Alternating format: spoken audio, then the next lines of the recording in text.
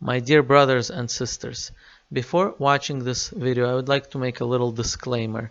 Please, if you happen to be in a place which is dirty or smelly, please pause this video and finish watching it after you come out of that place, because in the following video I'm gonna discuss the name of God, and the name of God shouldn't be thought about or spelled out or written in any place which is dirty. Shalom Aleichem, my dear brothers and sisters. I noticed in the comments section some of you were discussing the most holiest name of God in Judaism, and this name is usually spelled as YHWH.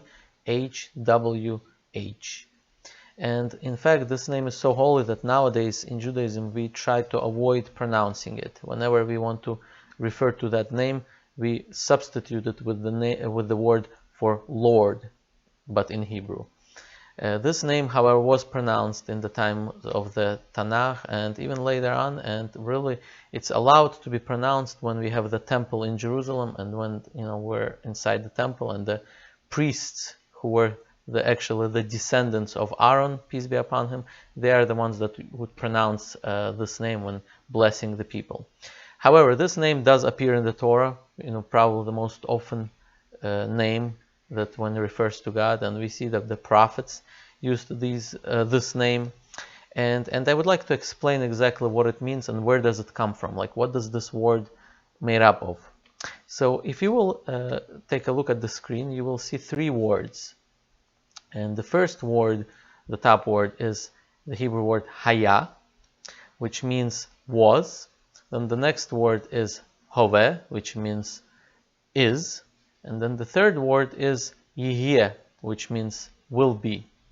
Now if you write out the word, let's say starting for example from the word yihye, will be. If you write it out, and then on top of it you write the word hoveh, which means is, and then on top of that you will write out the word haya, which means was. And you write out the words one on top of the other, and it doesn't really matter which order you write them out in, but you end up with the word which many of you know as YHWH, which is the name of God. Now I was thinking, when God decided to reveal his name to the humanity, when he chose his name, why didn't he reveal a name where all three words were written one after the other one, like consecutively?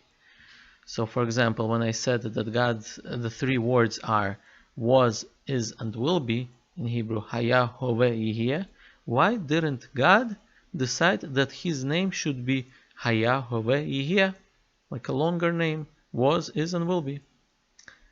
Why did he decide that all three words should be, basically written one on top of the other ones? And now again, this is my thinking. I could be right, could be wrong, I'm not sure. But I think that if all the three words would be written out consecutively, and this was the name of God, then the implication would be that God has time. Why? Because the first part of God's name would be was, and then the later part of God's name would be is, and then the last part of God's name would be will be. As if, there is a was, and there is a will be, and there is an is for God. But so I think this implication would be that there is time for God. However, God is above time. For him, was, is, and will be, all is really one instance. And that's why I think God decided that his name shouldn't be all three words written consecutively, but all three words written one within the other one. Because for God, all three instances, was, is, and will be, is all really one instance.